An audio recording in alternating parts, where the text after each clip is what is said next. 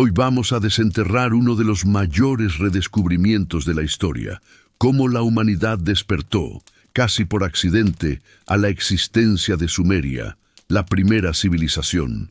Durante siglos, sus ciudades yacen enterradas bajo arena, mitos y olvido, hasta que exploradores, aventureros, arqueólogos y lingüistas comenzaron a descifrar fragmentos que no parecían encajar con ninguna cultura conocida.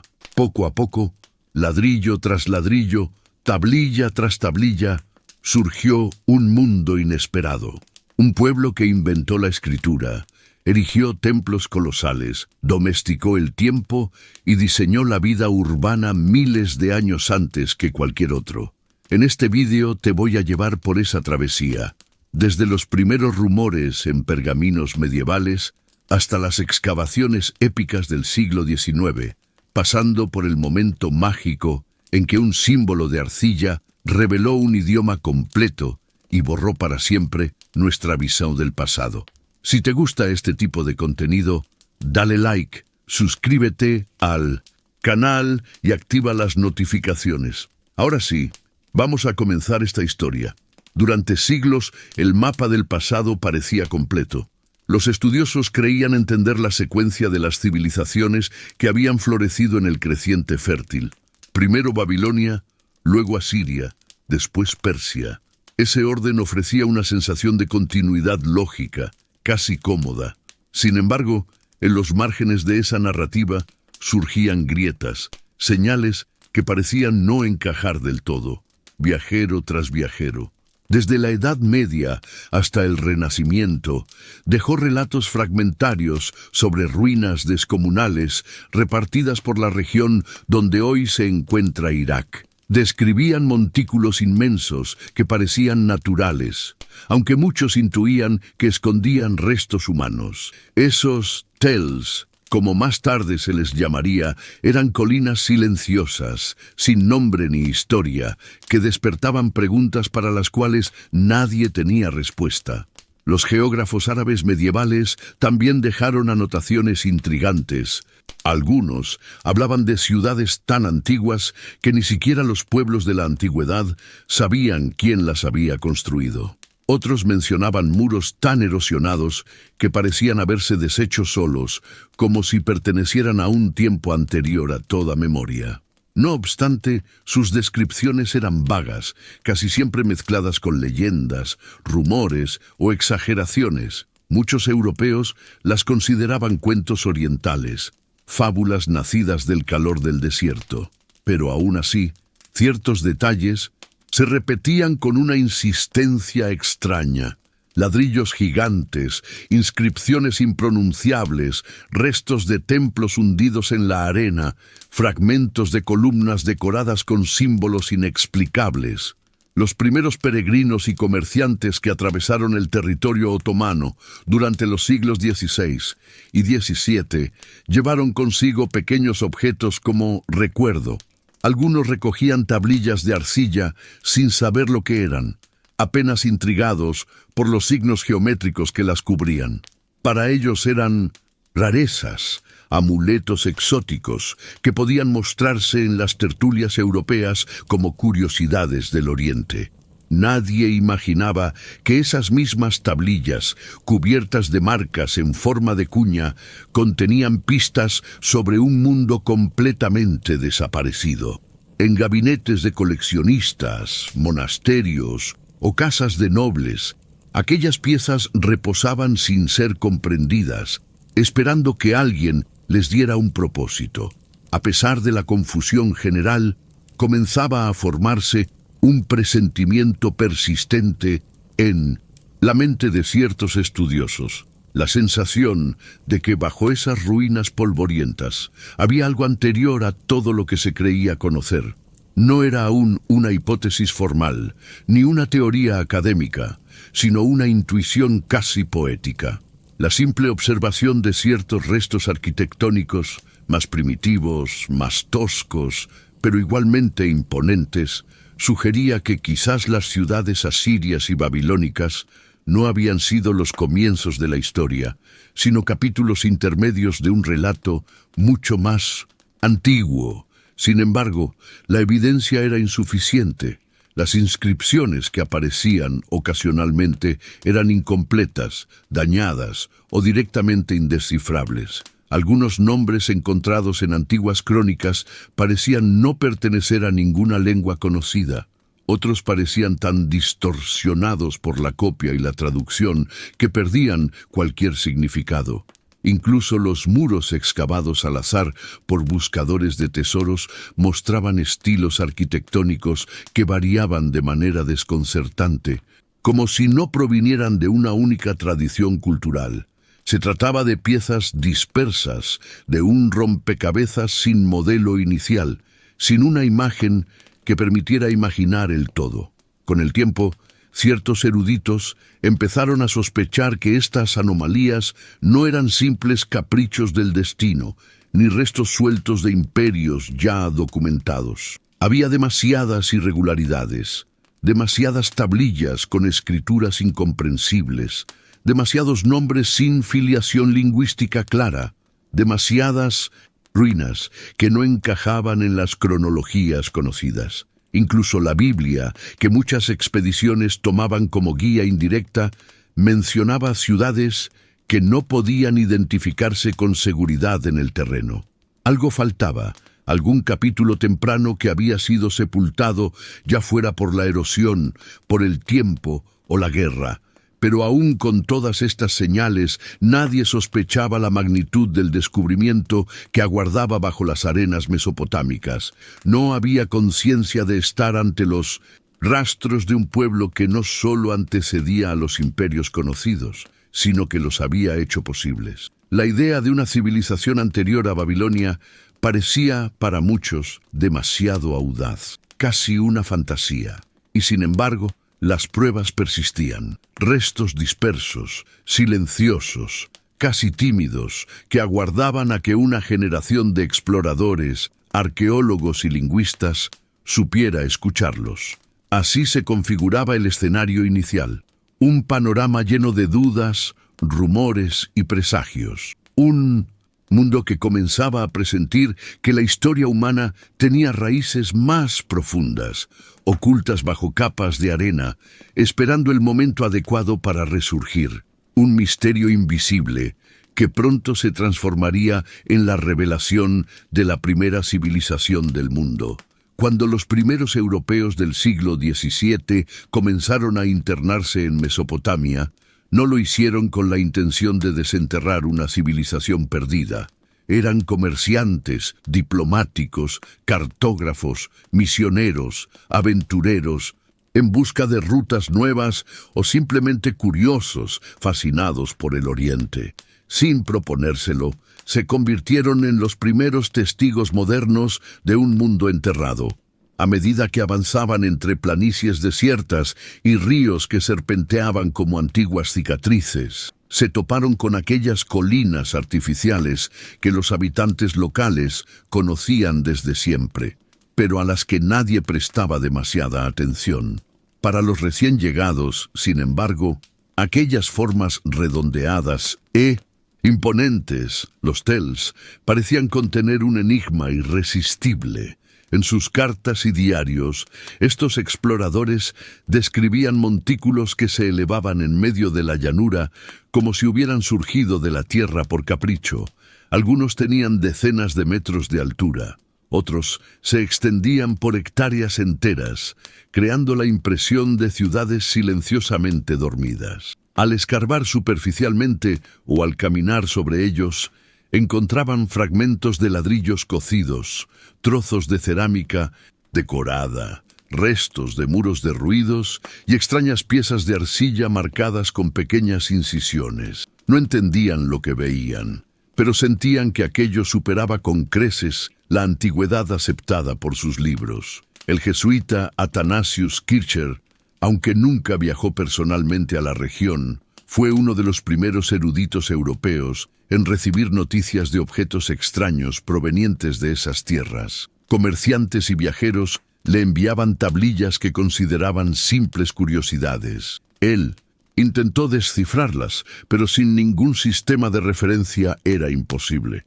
Otros, como Pietro de la Valle, sí caminaron por esas ruinas y registraron en sus cuadernos escenas que hoy resultan asombrosamente familiares. Montañas de ladrillos rotos, canales secos cubiertos de polvo, bases de columnas enterradas y tablillas esparcidas como si fueran guijarros. Muchos europeos pensaban que exageraban, pero sus descripciones coincidían demasiado entre sí para ser inventos. En el siglo XVIII, el número de exploradores aumentó.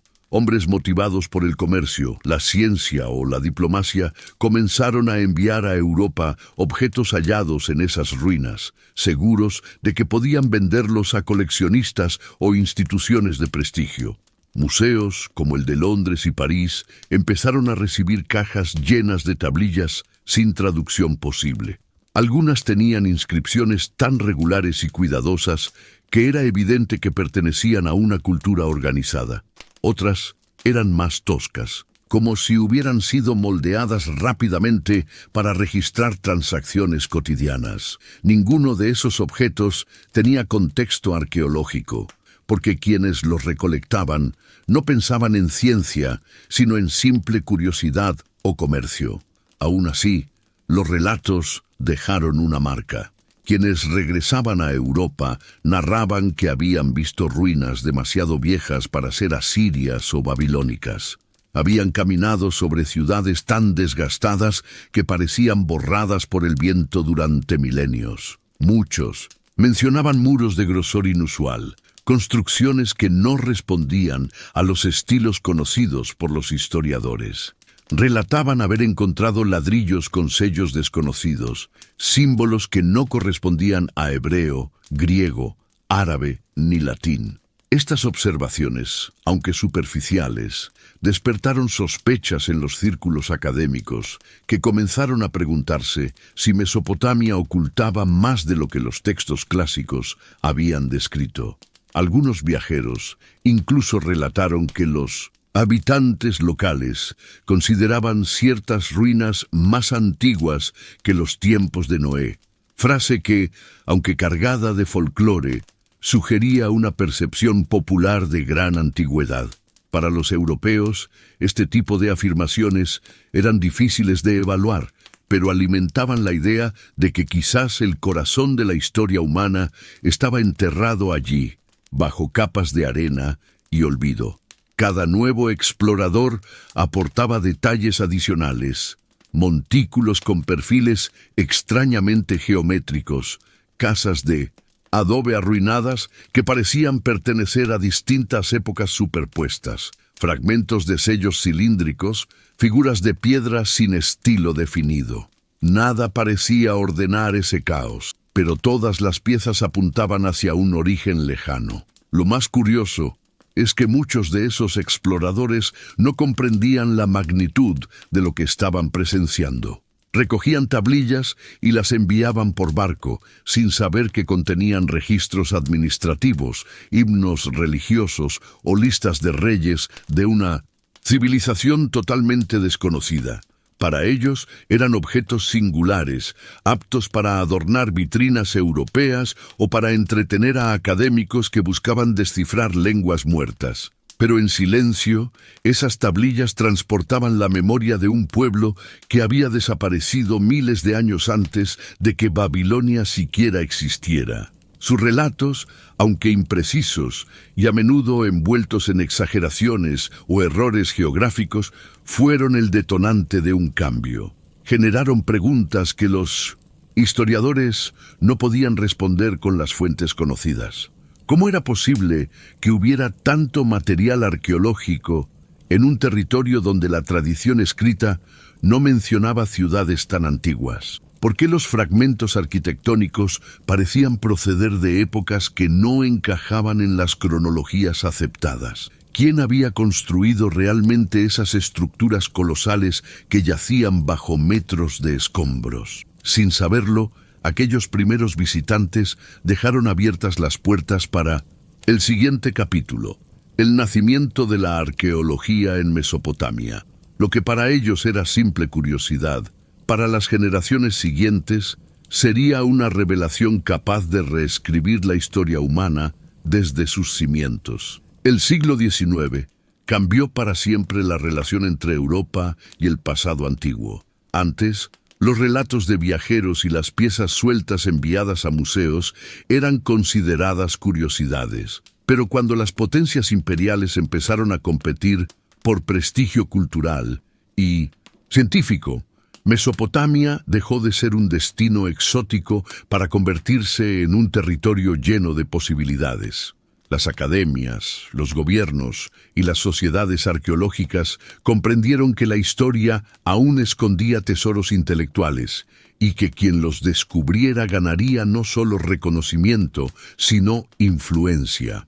Así comenzó una carrera que transformó montículos silenciosos en escenarios de investigación febril. Las primeras expediciones equipadas con criterios más o menos científicos no tenían nada del glamour moderno. Avanzaban lentamente cargando brújulas, barrenas, palas, estacas de madera, mapas rudimentarios y montones de cuadernos cubiertos de anotaciones que el polvo ensuciaba sin piedad. Los burros y camellos transportaban herramientas, botijas de agua y cajas destinadas a guardar cualquier objeto que pareciera significativo. Las temperaturas abrasadoras, las tormentas de arena y la inestabilidad política hacían difícil el trabajo, pero el entusiasmo por desentrañar el pasado compensaba cualquier obstáculo. La arqueología todavía no era un oficio formal, pero estaba en camino de convertirse en una disciplina apasionada y rigurosa.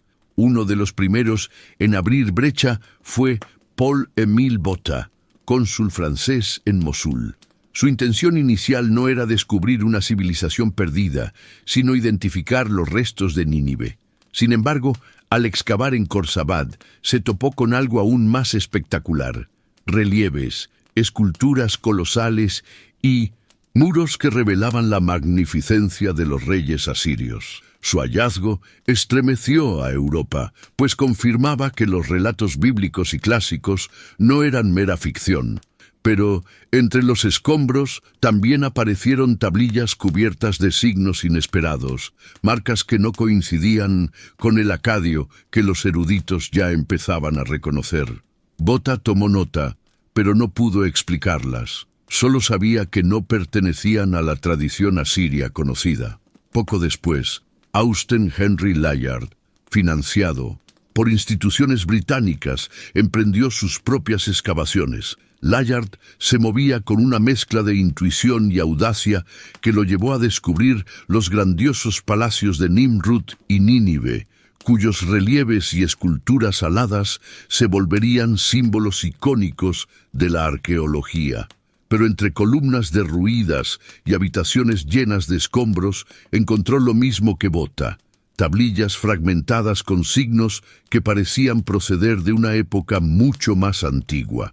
Los trazos eran más simples, más geométricos, como si representaran un lenguaje en estado primitivo. Layard comprendió que aquello no era un mero detalle arqueológico. Era una pregunta abierta que nadie sabía responder. Las instituciones europeas, intrigadas por estos hallazgos, empezaron a financiar envíos masivos de tablillas a Londres, París y Berlín.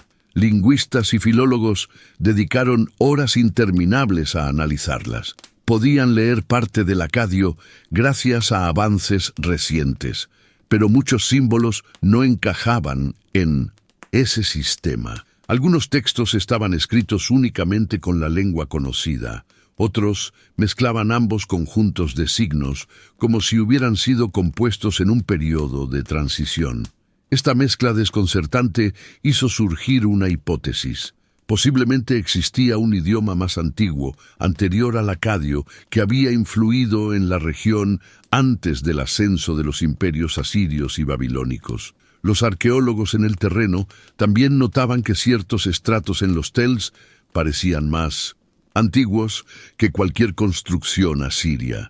Al excavar profundamente, encontraban restos arquitectónicos con estilos distintos: ladrillos más pequeños, muros con técnicas constructivas desconocidas, estructuras más rudimentarias pero igualmente elaboradas. El contraste era tan claro que algunos comenzaron a sospechar que la región había sido habitada por pueblos sucesivos y que los asirios y babilonios habían construido sobre ciudades previas. Esa idea, aunque razonable, no bastaba para explicar los signos más enigmáticos que aparecían en tantas tablillas rotas. En los círculos académicos, la conversación se volvía cada vez más acalorada.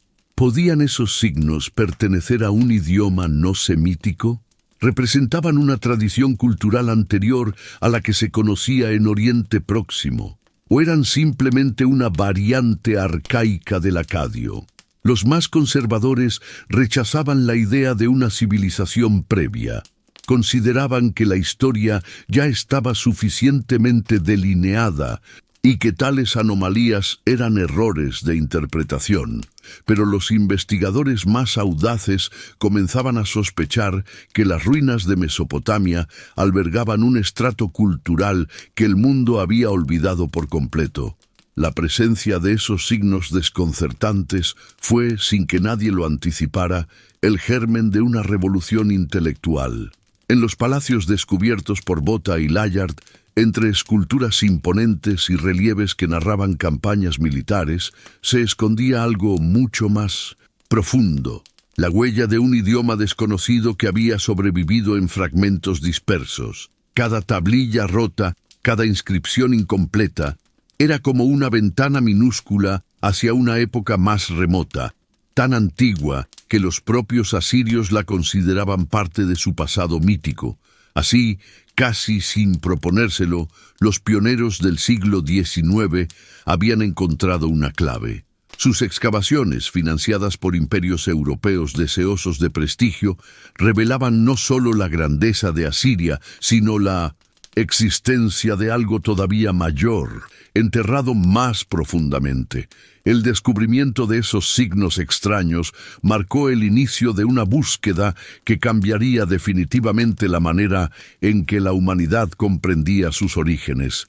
Y aunque los arqueólogos aún no podían nombrar ese enigma, ya habían despertado un rumor que pronto se transformaría en revelación. A medida que avanzaba el siglo XIX, las excavaciones en Mesopotamia dejaron de ser gestos impulsivos de aventureros y pasaron a convertirse en proyectos metódicos, planificados y por primera vez verdaderamente científicos. Las potencias europeas, fascinadas por los hallazgos iniciales, destinaron fondos, enviaron especialistas y establecieron protocolos más elaborados. En lugar de simples trincheras improvisadas, comenzaron a trazarse cuadrículas, a registrar estratos con precisión y a catalogar cada objeto recuperado.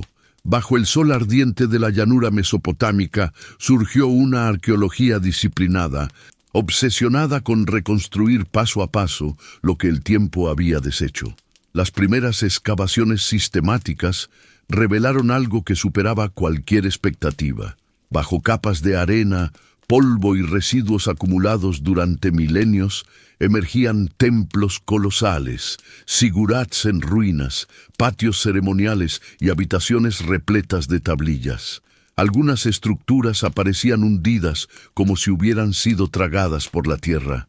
Otras conservaban aún los restos de antiguos altares o muros, decorados con relieves deteriorados. Cada golpe de azadón revelaba un fragmento más de un mundo que parecía extenderse hacia un pasado sin límites definidos. Pero el hallazgo más asombroso fue el volumen descomunal de tablillas de arcilla. Las había por miles, enteras, quebradas, quemadas por incendios antiguos o aplastadas bajo los derrumbes. Los signos cuneiformes cubrían su superficie con una precisión admirable, alineados en columnas cuidadosas que sugerían una administración avanzada y una tradición literaria imponente. Las tablillas no estaban dispersas al azar. Muchas se hallaban en habitaciones contiguas, formando verdaderos archivos. Era como si los templos y palacios hubieran funcionado también como centros de registro, donde se guardaban textos religiosos, administrativos, astronómicos y comerciales. Con tantos documentos en sus manos, los arqueólogos sabían que Europa esperaba respuestas. Una parte significativa del cuneiforme ya podía leerse gracias al trabajo de Rawlinson y otros pioneros que habían descifrado el acadio. Pero cuanto más se avanzaba, más enigmas surgían. Entre tablillas claramente escritas en acadio aparecían otras con signos que parecían ordenarse de forma distinta. Las combinaciones fonéticas no coincidían con las reglas de la lengua semítica. Incluso las construcciones gramaticales parecían fluir de otra manera, como si obedecieran a una lógica completamente ajena. Los especialistas comenzaron a notar patrones innegables. Algunos textos estaban compuestos por signos más antiguos, de formas más simples y angulosas. Otros mezclaban ambos conjuntos, como si fueran traducciones paralelas o textos bilingües escritos por escribas que dominaban dos tradiciones completamente distintas. Esta superposición desconcertó a los lingüistas, que se sumergieron en debates cada vez más intensos. Las bibliotecas europeas se llenaron de cartas, informes, manuscritos y tablillas copiadas a mano. Algunos argumentaban que se trataba de un dialecto arcaico del acadio. Otros insistían en que era una lengua litúrgica usada exclusivamente en contextos religiosos. Pero las diferencias eran demasiado profundas para explicarlas como simples variaciones. La tensión intelectual creció cuando empezaron a circular transcripciones de textos que contenían listas de palabras desconocidas. Algunas no guardaban ninguna relación con las lenguas semíticas. Su estructura recordaba más a una lengua aislada, sin parentesco claro. Al compararlas con los idiomas del Oriente Próximo, no había correspondencias fuertes. Esto alimentó una conjetura osada para la época. Quizá la región había sido habitada por un pueblo anterior, uno que había dejado tras de sí un idioma completamente diferente, pero cuya identidad se había perdido con el paso de los siglos. Los arqueólogos en campo también notaban que las tablillas escritas en esta lengua extraña solían encontrarse en los estratos más profundos de los tels. A mayor profundidad, mayor antigüedad, y precisamente allí era donde aparecían estos textos enigmáticos. Esto reforzaba la idea de que no se trataba de un dialecto reciente ni de un artificio ceremonial, sino de una lengua que había precedido a la llegada de los pueblos semíticos. Sin embargo, faltaban pruebas concluyentes. Solo había fragmentos dispersos, signos difíciles de interpretar y una sospecha que aún no podía convertirse en certeza. En los salones académicos, la discusión adquirió un tono apasionado. Algunos filólogos defendían su teoría con vehemencia, convencidos de que estaban presenciando el descubrimiento de una tradición completamente nueva. Otros atacaban cualquier intento de ampliar la cronología, aferrándose a los modelos históricos establecidos. Esta pugna no era solo intelectual, sino también política.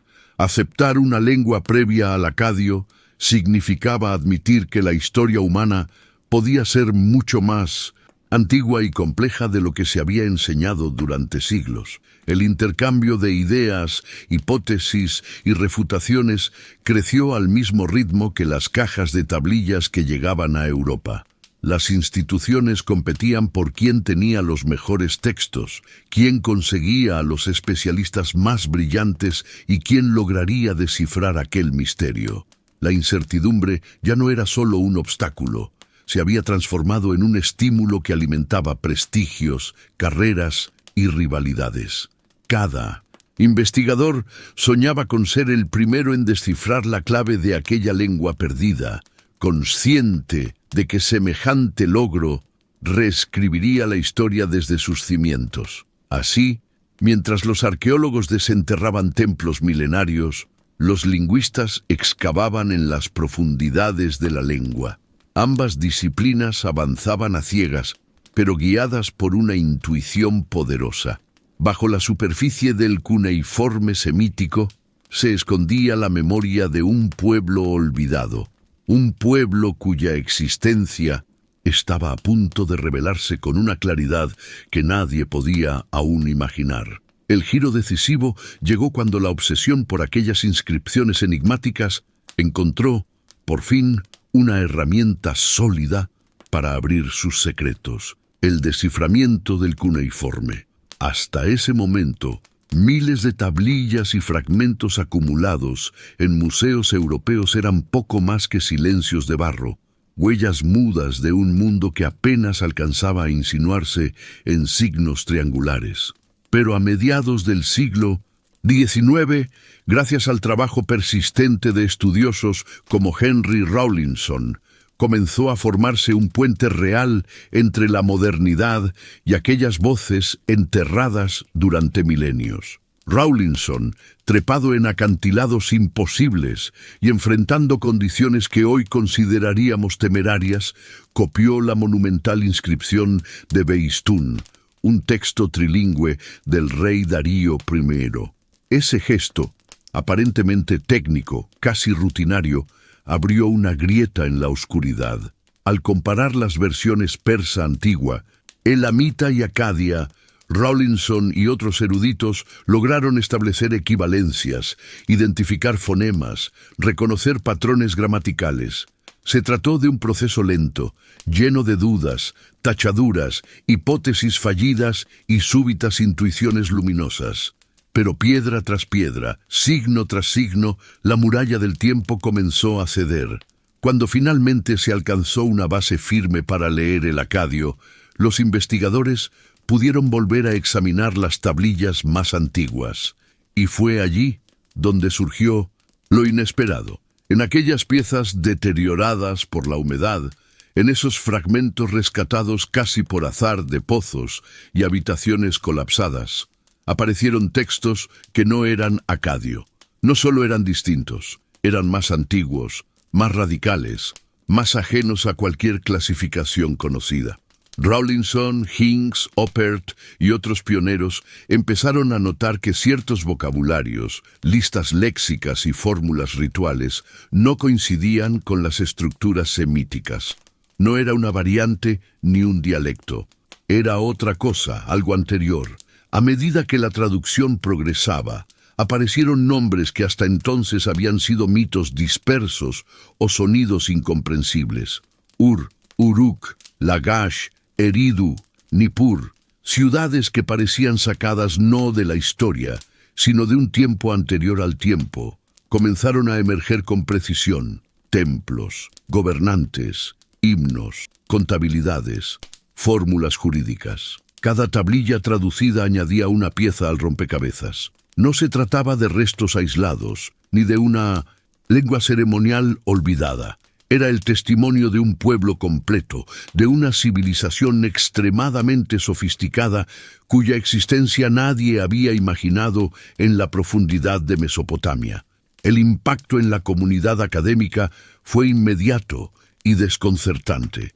Durante siglos, la línea del pasado parecía firme: Asiria, Babilonia, Persia. Ese era el orden lógico, la columna vertebral de la antigüedad en el Próximo Oriente. De pronto, la cronología se derrumbó. Había algo antes, algo inmenso, organizado, culto, capaz de construir ciudades monumentales y de desarrollar un sistema de escritura propio, cuando el resto del mundo apenas empezaba a dejar atrás la prehistoria. Las tablillas revelaban listas de reyes que gobernaban durante milenios, mitos sobre dioses que modelaban al ser humano con arcilla, himnos que celebraban templos cuyos cimientos se perdían en la neblina del cuarto milenio antes de nuestra era.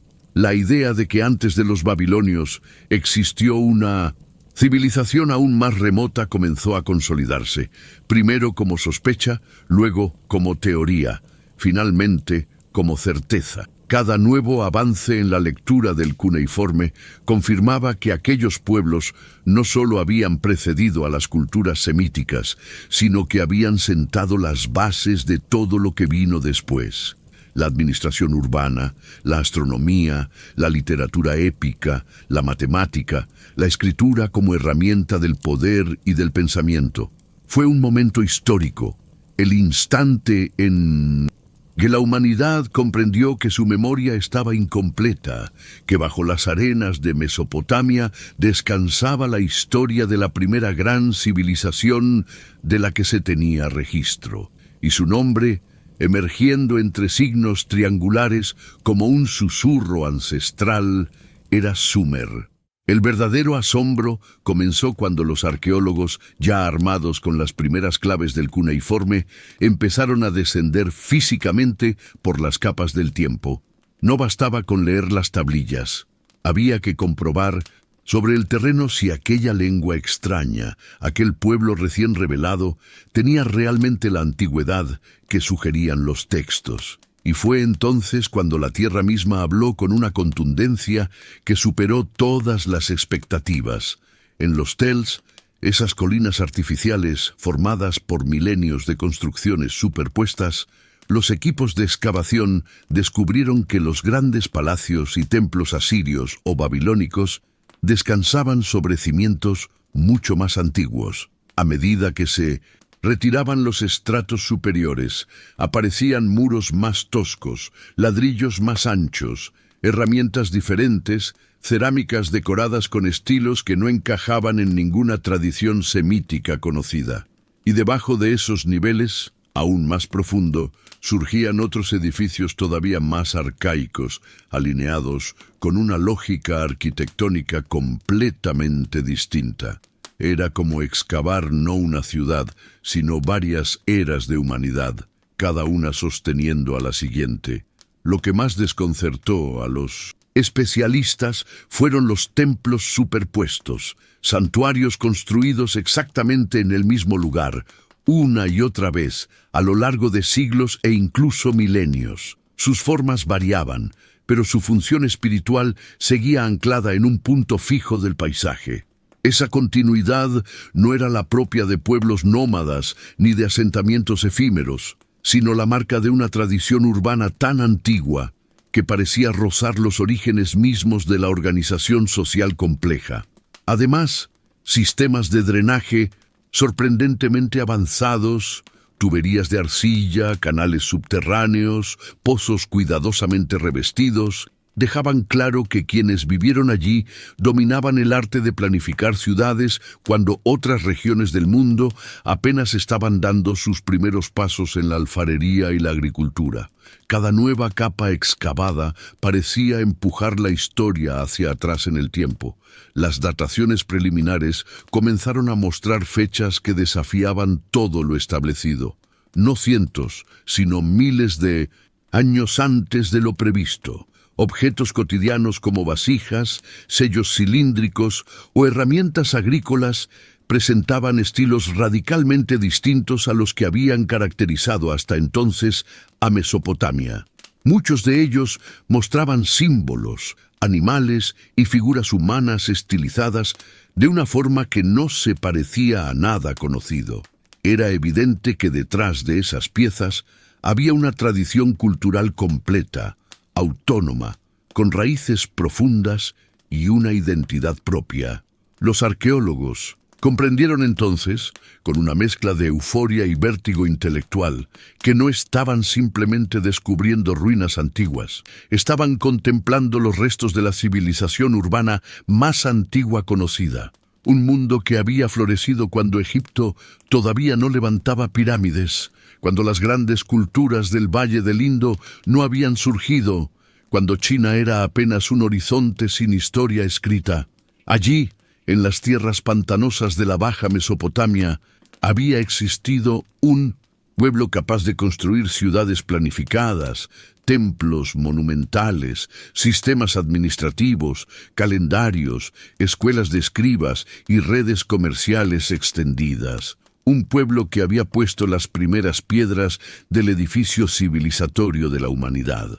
Lo más impactante fue comprobar que muchos de los textos más antiguos, hallados en esas capas profundas, mencionaban nombres completamente ajenos al mundo semítico. Nombres de dioses, de sacerdotes, de reyes, de ciudades que no encajaban con el acadio ni con ninguna otra lengua conocida. A medida que los especialistas decodificaban aquellas palabras, comenzó a repetirse un término que hasta entonces había permanecido enterrado en el polvo de los siglos: Sumer. La aparición clara de esa palabra marcó un antes y un después. Ya no se trataba de una sospecha filológica ni de una curiosidad arqueológica. Tenía nombre, identidad, contexto.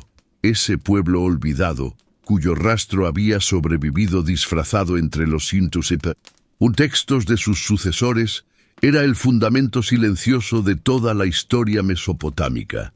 Con Sumer emergía no solo un nombre, sino una civilización entera que había permanecido invisible para el mundo moderno durante miles de años. Los arqueólogos, al contemplar esas capas superpuestas, sintieron que estaban presenciando el nacimiento mismo de la ciudad, de la escritura, del Estado.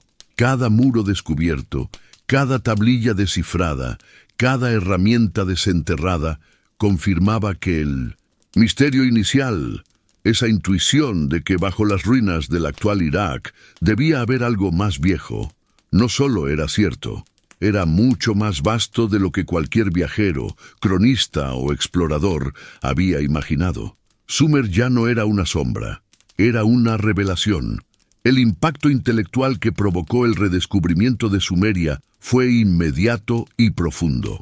Europa llevaba siglos cimentando su visión del pasado sobre la idea de que Egipto era la primera gran civilización, el origen luminoso desde 1100 y el cual se extendían las demás culturas del mundo antiguo, los jeroglíficos, las pirámides, las dinastías faraónicas.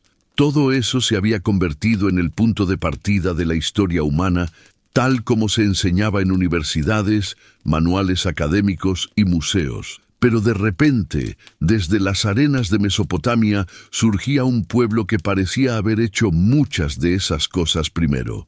Y no apenas un poco antes, sino con una distancia temporal tan grande que obligaba a replantear el mapa completo del desarrollo humano. Las primeras publicaciones de los estudiosos que trabajaban con las tablillas descifradas generaron desconcierto.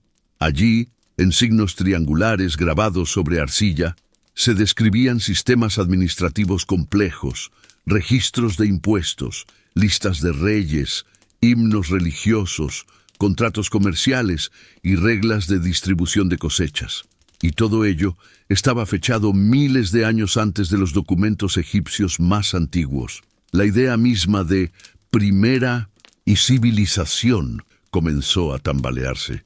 Al principio muchos académicos reaccionaron con cautela, casi con incredulidad. ¿Cómo podía un pueblo del que no se había oído hablar durante milenios haber sido el pionero de tantas instituciones humanas fundamentales? En congresos y foros científicos surgieron debates apasionados. Algunos especialistas defendían que los sumerios solo habían heredado tradiciones aún más antiguas, quizás de una cultura perdida en el Golfo Pérsico.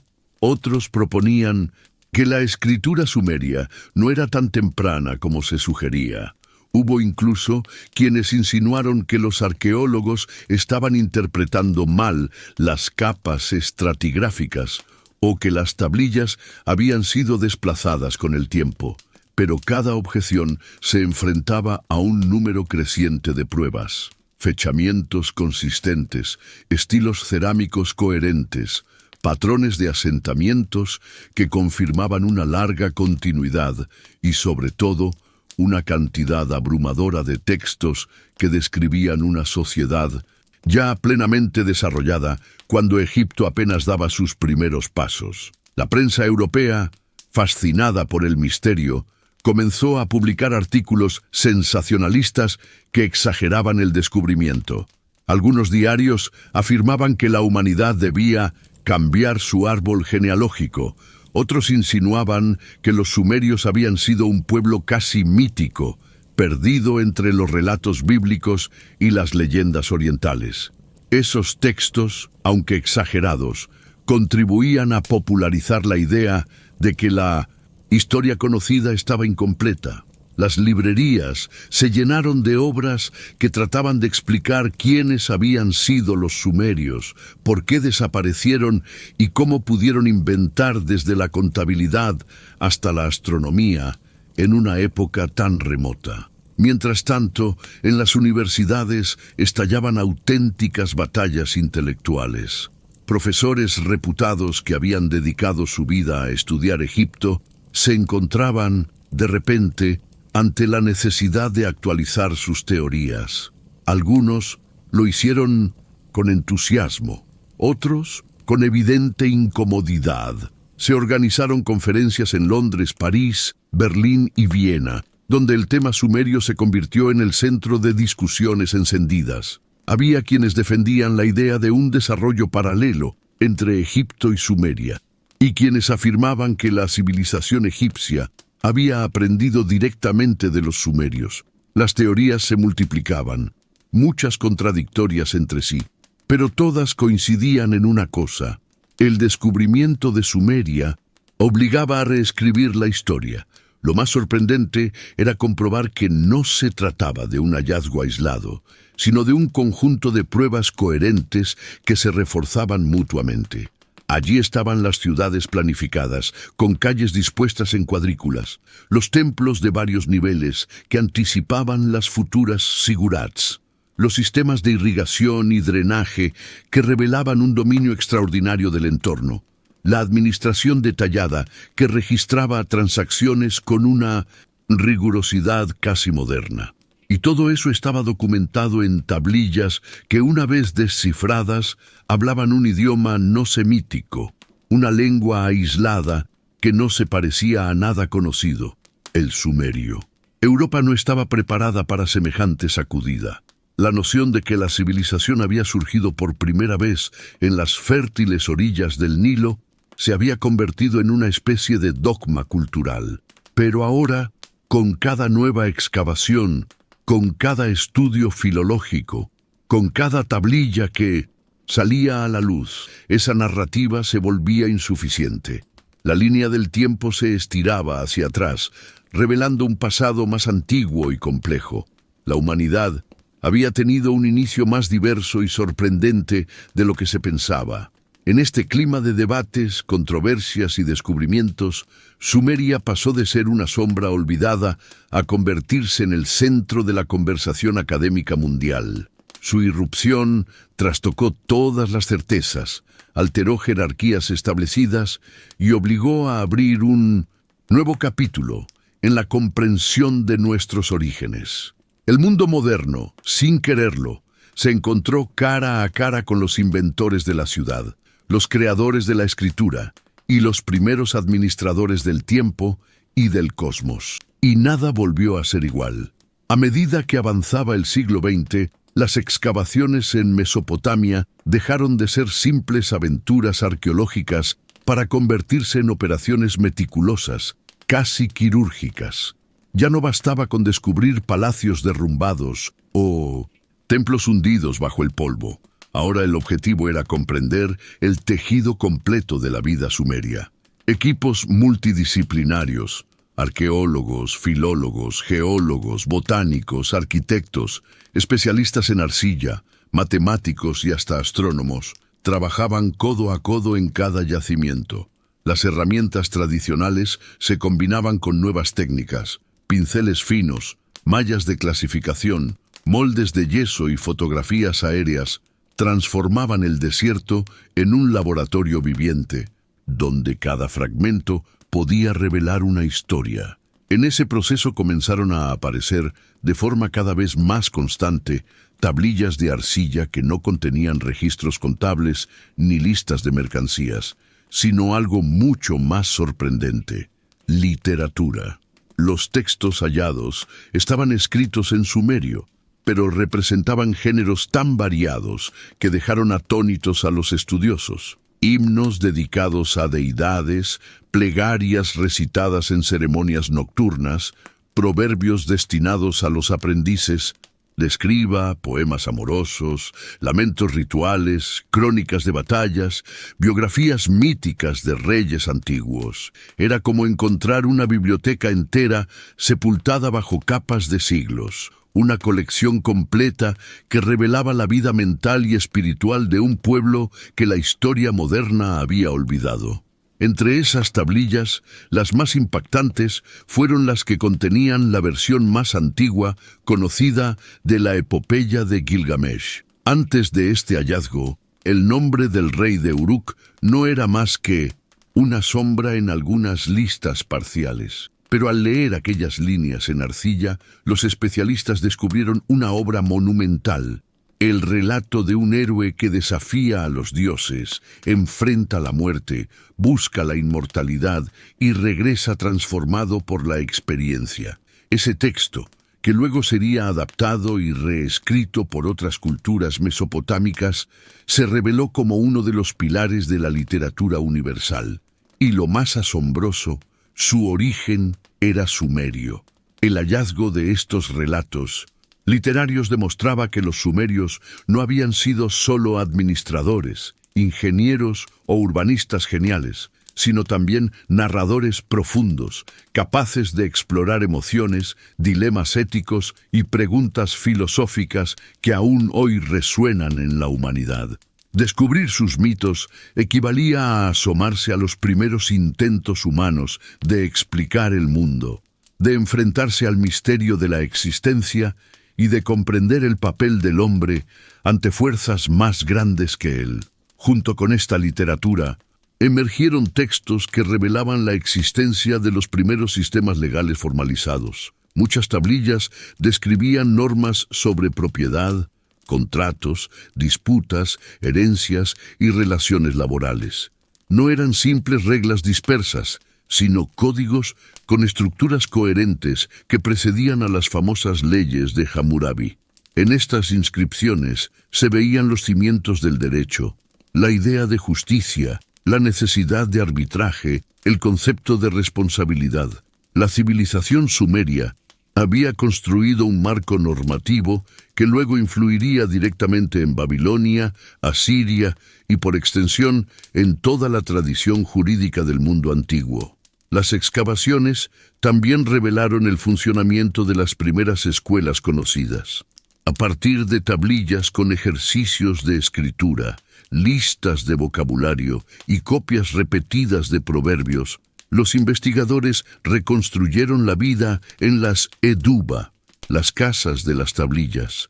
Allí, los jóvenes aprendían a trazar signos cuneiformes, memorizaban extensos repertorios de palabras y practicaban textos clásicos. Era un sistema educativo exigente, jerarquizado y sorprendentemente sofisticado.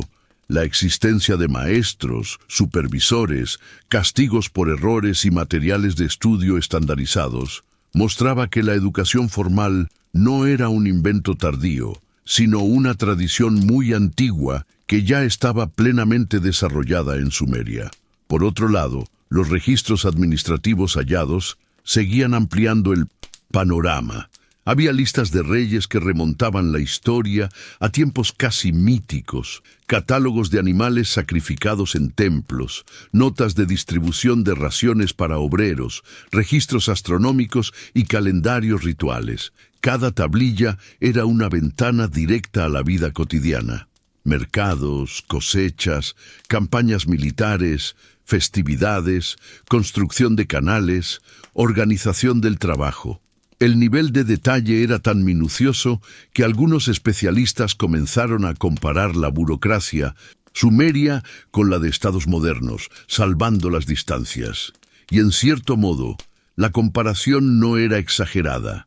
Los sumerios fueron los primeros en comprender que una sociedad compleja necesita escribir para sobrevivir. Cada nueva excavación confirmaba que su influencia se extendía mucho más allá de Mesopotamia. Los sistemas de contabilidad que ellos inventaron serían adoptados por los acadios. Sus modelos de ciudad influirían en Babilonia. Su cosmología aparecería reinterpretada en 1900 textos hebreos y griegos.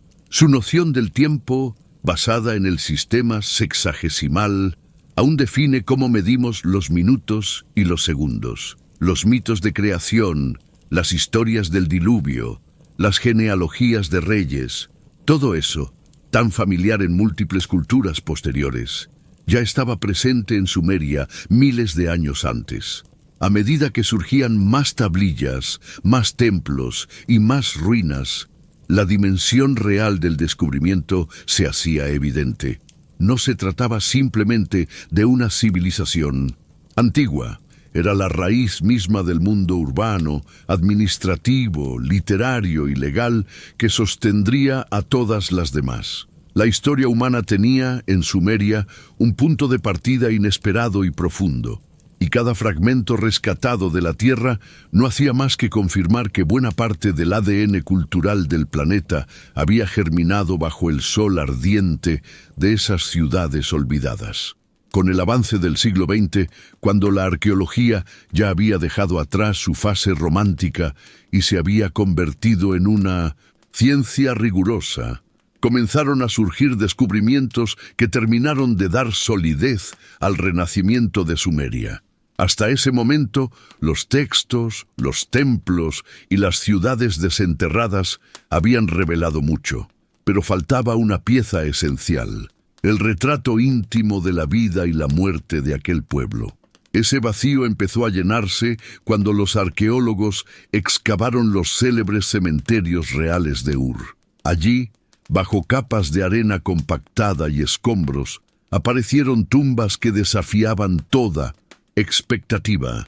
No eran simples fosas, eran complejos funerarios cuidadosamente diseñados, repletos de joyas, carros ceremoniales, armas ornamentadas y cuerpos dispuestos con una solemnidad que hablaba de rituales ancestrales. El hallazgo más sorprendente fueron los objetos de lujo: coronas finamente labradas en oro, elaboradas con técnicas que parecían imposibles para una época tan temprana, diademas adornadas con hojas de lapislázuli y cornalina, figuras de animales trabajadas con una delicadeza que obligó a replantearse la capacidad artística del mundo antiguo. En varias tumbas se encontraron arpas y liras decoradas con cabezas de toro, incrustaciones de piedras preciosas y placas sonoras que revelaron, gracias a estudios acústicos modernos, que los sumerios conocían escalas musicales estructuradas.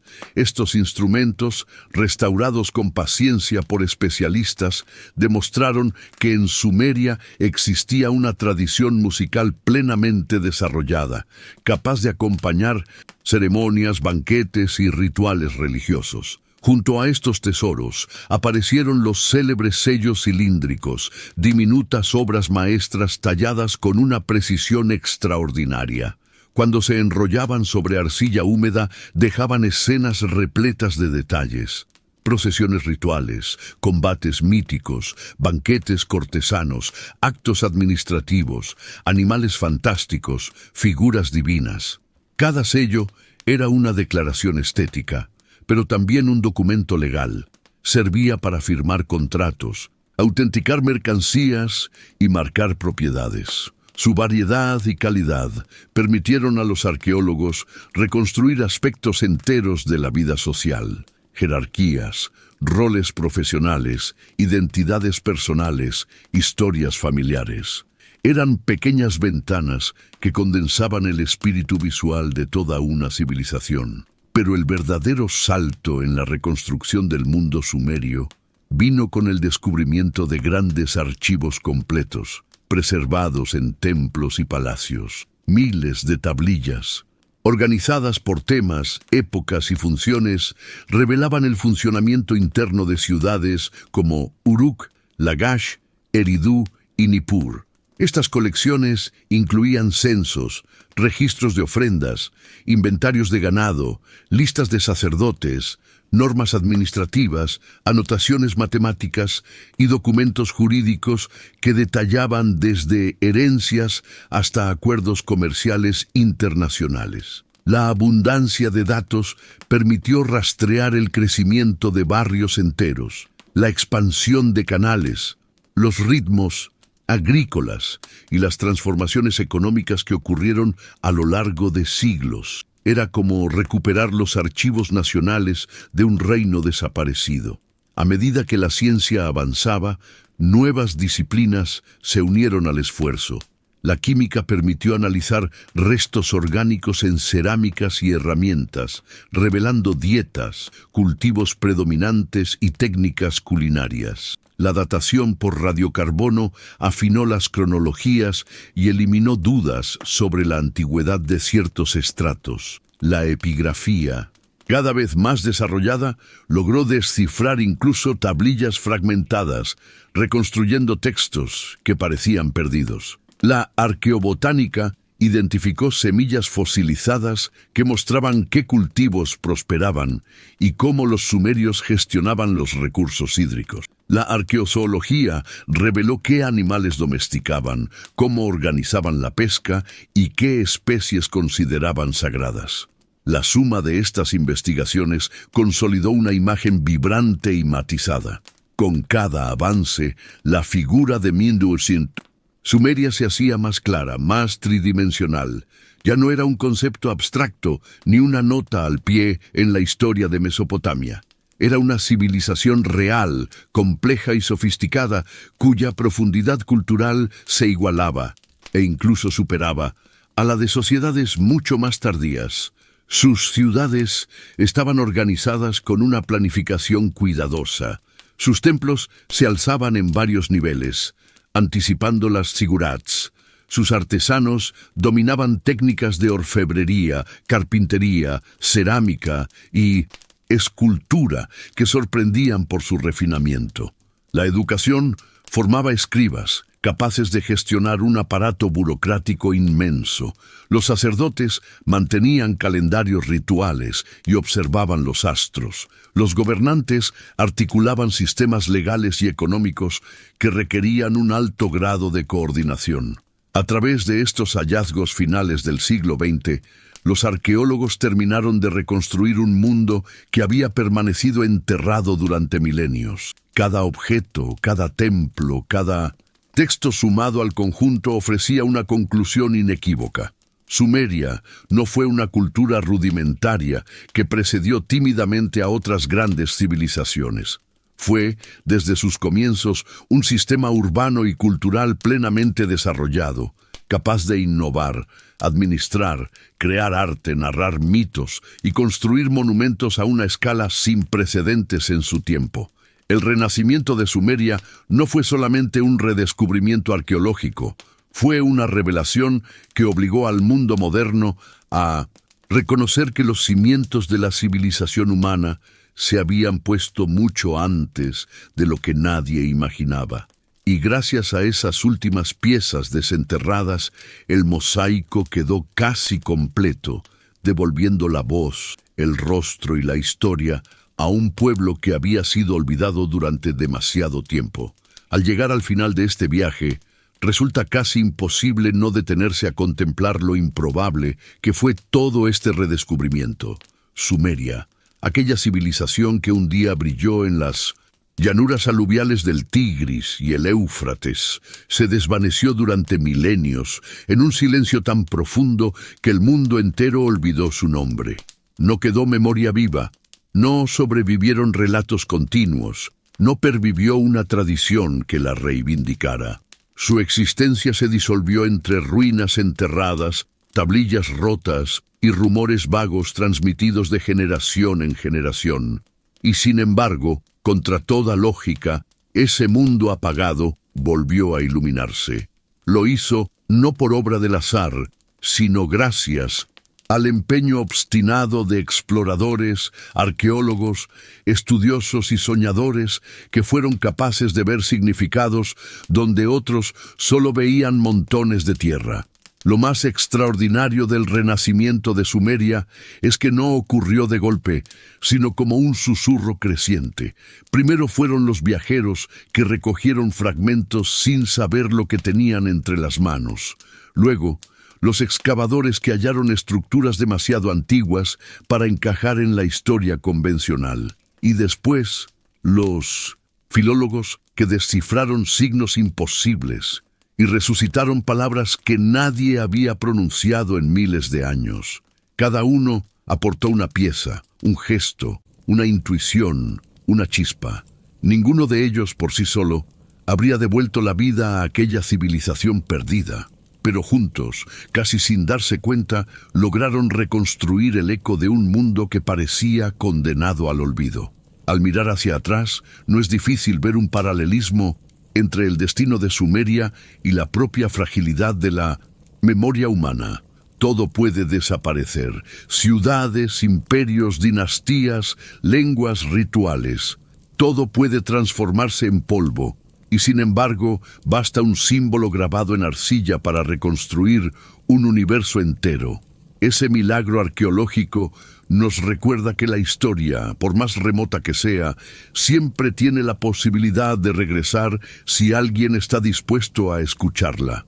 Sumeria reapareció porque hubo quienes creyeron que bajo cada piedra había un mensaje, y estaban en lo cierto.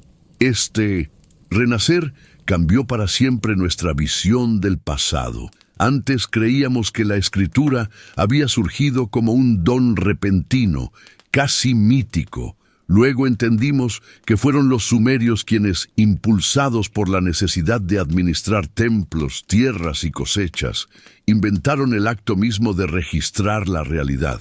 Creíamos que las primeras ciudades habían brotado en Egipto. Luego descubrimos que la idea de planificar una urbe, trazar calles, construir templos, dividir tareas, coordinar cultos y mercados, nació en las llanuras sumerias. Pensábamos que la religión, el poder y la administración estatal se habían desarrollado lentamente y en paralelo en distintas regiones. Luego comprobamos que Sumeria fue el primer gran laboratorio donde se ensayaron los modelos que después dominarían el mundo antiguo. Ese giro en nuestra comprensión no solo reorganizó fechas y cronologías, también modificó nuestra manera de vernos a nosotros mismos. De pronto, la historia humana ya no comenzaba en los monumentos pétreos del Nilo, sino en las frágiles tablillas de arcilla que los sumerios moldeaban con sus manos. Aquellos objetos delicados, aparentemente comunes, guardaban dentro de sí el ADN cultural de todo lo que vino después: la burocracia, la literatura, las leyes, la astronomía, la contabilidad, la arquitectura monumental. Era como descubrir que el origen de nuestra forma de pensar no estaba perdido en un vacío remoto, sino en palabras y símbolos trazados por hombres y mujeres que vivieron hace más de 5000 años. La reflexión final que surge de este hallazgo es profunda y necesaria. Sumeria no solo fue redescubierta, también logró revelarnos algo esencial sobre la humanidad. Nos recordó que las civilizaciones, igual que las personas, pueden desaparecer sin dejar rastro, pero también pueden renacer si alguien decide buscarlas. Nos mostró que nuestras raíces son mucho más antiguas de lo que imaginábamos y que, en ese pasado remoto, hay preguntas que todavía nos interpelan. ¿Por qué organizamos ciudades? ¿Por qué buscamos ordenar el tiempo? ¿Por qué necesitamos escribir para comprendernos? ¿Por qué aspiramos a algo más allá de la simple supervivencia? Cada tablilla desenterrada nos acerca a esa esencia compartida. Cada inscripción revela que desde el principio el ser humano sintió la necesidad de trascender, de dejar marcas, de registrar su paso por la tierra. Sumeria es prueba de que no somos criaturas improvisadas, sino herederos de una larga cadena de innovaciones, dudas, sueños y exploraciones. Y así, cuando el polvo se asentó y las últimas capas fueron estudiadas, quedó claro que el renacimiento de Sumeria no fue únicamente el regreso de una civilización perdida. Fue un espejo que nos obligó a ver nuestro propio origen con una claridad inédita. Comprender a Sumeria es, en cierta forma, comprender cómo comenzó la aventura humana, con una escritura recién nacida, con ciudades que surgían del barro, con mitos que intentaban explicar el cosmos y con una voluntad indomable de ordenar el caos. Redescubrir Sumeria fue, en última instancia, redescubrirnos a nosotros mismos. Una invitación silenciosa pero profunda a recordar quiénes fuimos para entender quiénes somos y hacia dónde podemos ir. Porque, al final, las ruinas hablan, y cuando decidimos escucharlas, la historia vuelve a respirar.